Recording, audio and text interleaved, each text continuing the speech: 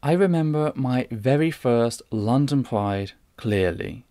I was just starting to come out as trans to a few of my friends, and even though I'd been openly bisexual for years, I'd never attended a single Pride until London Pride 2014.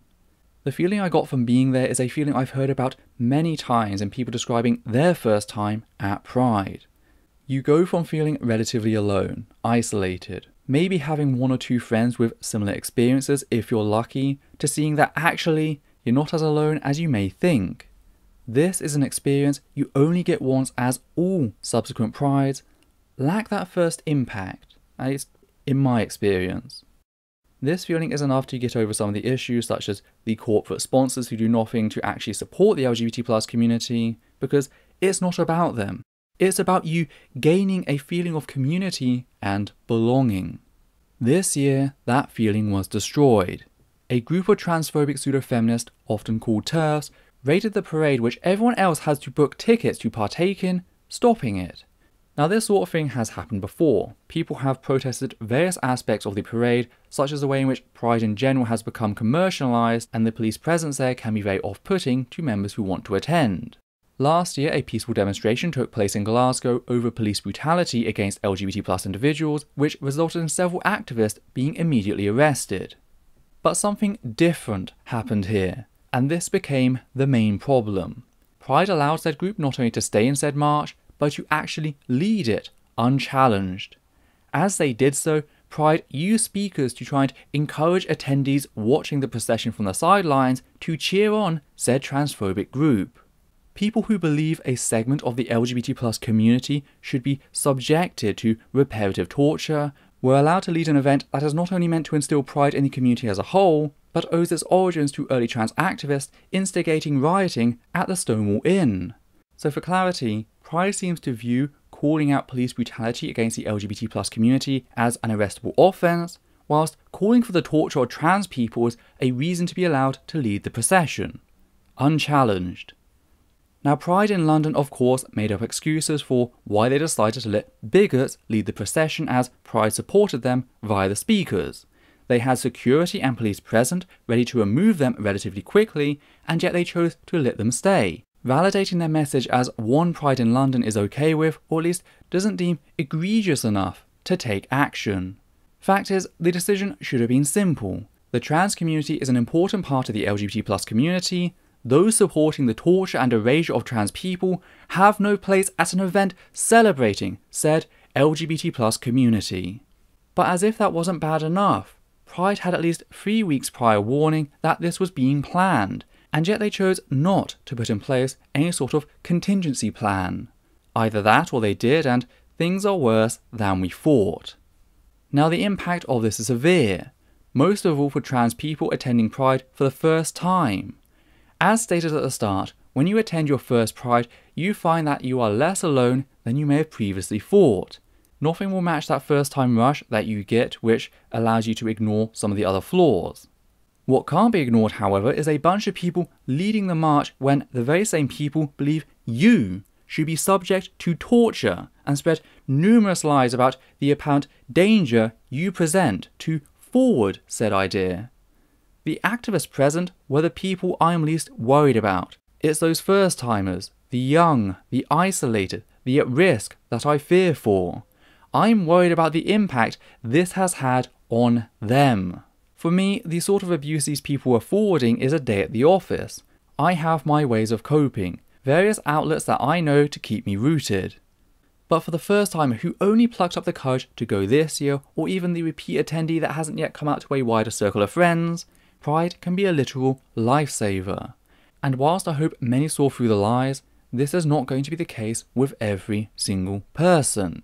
It was a potentially crushing blow to the most vulnerable of the trans community. Now Pride have responded to the lashback, yet sadly they offer nothing of substance. The best part of the entire response, however, was the first line, which simply read, "We are sorry." Beyond that it goes downhill pretty quickly. The whole "we don't agree with it but we allowed it to carry on anyway" excuse, as well as the lie that they had no basis to remove them, just soured the entire apology. We have seen the very precedent they could have used in previous years with arrests for protest under breach of peace. Yet now we have a breach of peace as part of a hate crime. Apparently, that's defended. Apparently, they can't do shit about that. And all of this is ignoring the fact that to take part in the march, everyone else has to fight for spaces. This has been another criticism of Pride in how they not only limit the number of spaces, but do so and then push their corporate sponsors who take up spaces which could theoretically be taken by actual charities and activist groups. I also don't buy the assertion that the pseudo-feminist failed. It's not always about the big picture, least of all at Pride. Pride is not about the survival of the group at the expense of the individual. The hurt this has caused is blatant, which is why the Pride in London Facebook page has been swamped by 1-star ratings on a level no anti-LGBT+ group has ever managed to achieve. Why? Because this was an internal betrayal, meaning that the wounds cut deeper than ever. We've been here. The first Pride was based around the acts of trans women of colour who rioted at Stonewall, and how were they repaid? By being cut out from the movement and then only allowed back in tentatively decades later. Now we feel like we're being thrown back 30 years, and this time we're not taking it laying down. We're not accepting apologies without repercussions for those responsible. We're not going to ignore this. They had a pen where the preachers and their ilk can stand and spew their hateful crap all they want. If one of them tried to enter the march claiming that gay people were a threat to all children and should be tortured to try and turn them straight, they'd have been removed instantly. But Pride in London does not care about trans people to that level, no matter what token X they want to quote says. I can't justify attending again until there's been a change of hands or a remarkable change in attitude. And yet, whilst I would urge everyone else to do the same in hopes that after 1 or 2 years bad attendance, said hands may change, I can't. Again, it's a potentially life-saving experience for the isolated LGBT+ individual. I can't do anything to jeopardize it in that way, as it could result in it becoming even more of a transphobic clusterfuck or even collapsing altogether. But I will note this. If Pride can't remove marchers from the parade, then if you want your group to march, then go ahead and march without booking tickets or anything. If they try to stop you, well, at least we'll know from which end they talk from. As a last note, added long after I'd written everything else, I'd just like to mention this. Turns out one of the pseudo-feminists forwarding reparative torture of trans people was Jan Williams, an official celebrant for Humanists UK, formerly known as the British Humanist Association. Now I cut ties with them well over a year ago when they argued that having rules for mascot costumes at my university was a violation of free speech, and that's why I started calling myself a grassroots humanist. But this brings up another issue. Now Humanists UK says they're looking into the issue and they're taking it seriously, and I hope they do so. But the response from other people claiming to be members of Humanists UK is downright disheartening. Now I could play a no true Scotsman here in saying that they can't be members because why would such incredulous people be attracted to a central humanist organisation? But honestly, I can't tell. I've seen a lot of willfully ignorant stuff come from them in the past, like the before mentioned example, and I get that I've already left, but part of me still looks to them, hoping that maybe one day they'll start regaining that sense they once had, and this just kind of does away with that completely.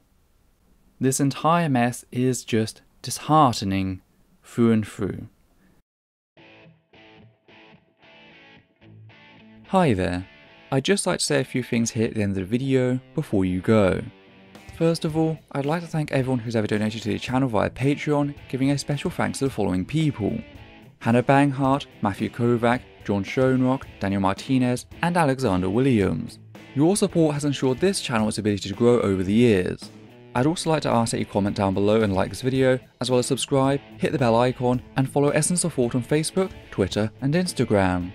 Please also consider following Atheist Alliance International on Facebook, a humanist organisation dedicated to helping atheists around the globe. Lastly, I'd like to request that you treat the people responded to in this video with a reasonable degree of respect.